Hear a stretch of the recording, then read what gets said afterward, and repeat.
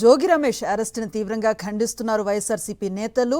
ఇది ఖచ్చితంగా అక్రమ అరెస్టే, ఇది డైవర్షన్ పాలిటిక్స్లో భాగంగా జరిగిన ఘటనే. కాశీబుగ్గ ఘటనని ప్రజల దృష్టిని మళ్లించేందుకు ఆ ఘటనపై నుంచి ఈ అరెస్టుకు పూనుకుంది ప్రభుత్వం అని విమర్శిస్తూ ఉన్న పరిస్థితి. ప్రస్తుతం మనతో పాటు వైఎస్ఆర్సీపీ అధికార ప్రతినిధి కారుమూరి వెంకటరెడ్డి గారు ఫోన్ లైన్లో అందుబాటులో ఉన్నారు. వారి స్పందన తెలుసుకునే ప్రయత్నం చేద్దాం. నమస్తే అండి వెంకటరెడ్డి గారు.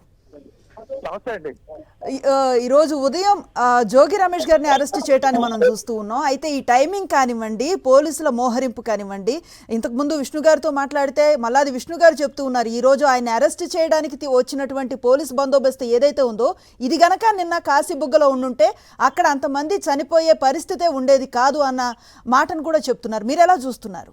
100% ఈ రోజు ఏదైతే రాష్ట్రంలో జరుగుతున్నటువంటి పరిణామాలను పూర్తిగా డైవర్ట్ చేయడానికి, అంటే నిన్న ఏదైతే శ్రీకాకుళం జిల్లా కాశీబొగ్గులో వెంకటేశ్వర స్వామి ఆలయంలో జరిగినటువంటి తొక్కిసలాటలో 9 మంది చనిపోవటం, ఈ రోజు రాష్ట్ర వ్యాప్తంగా కూడా ఈ ప్రభుత్వం భక్తుల మీద శ్రద్ధ కంటే బెల్ట్ షాపుల మీద ఎక్కువ శ్రద్ధ పెడతా ఉంది. ఎక్కడ హిందూ మత భక్తుల్ని గాలి కుదిలేస్తా ఉన్నారు. మొన్న తిరుమలలో కావచ్చు, ఏదైతే తిరుమలలో కావచ్చు, దాని తర్వాత మొన్న జరిగినటువంటి సింహాచలంలో కావచ్చు, ఇప్పుడు కాశీబొగ్గలో జరిగినటువంటి అంశాలు కావచ్చు, వీటన్నిటి మీద ఏదైతే ప్రజలను పెద్ద ఎత్తున వీళ్ళ మీద వచ్చినటువంటి వ్యతిరేకతను డైవర్ట్ చేయడానికి ఒక అంశం. రెండో అంశం, మొన్న మోందా తుఫాను వచ్చి 15 లక్షల ఎకరాల్లో పంట నష్టం జరిగింది.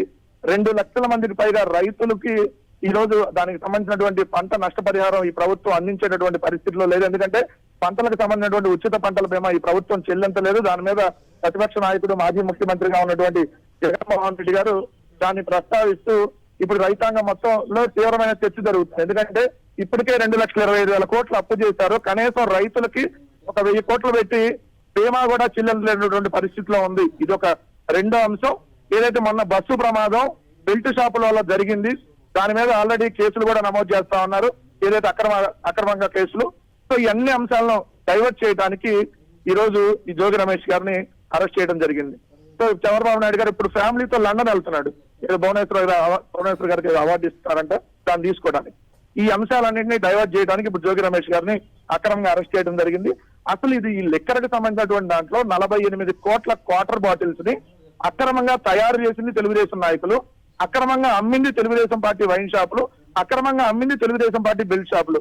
దీనికి బీసీ మంత్రి, వైఎస్ఆర్ కాంగ్రెస్ పార్టీలో బీసీ నాయకుడిగా మాజీ మంత్రిగా పనిచేసిన జోగి రమేష్ గారికి అసలు ఏం సంబంధం ఉంటది? అసలు తయారు చేసింది అమ్మింది మొత్తం వీళ్ళు అయితే వైఎస్ఆర్ కాంగ్రెస్ పార్టీకి అంటగట్టేసి చేయాలనేటటువంటి ఒక దురుద్దేశం.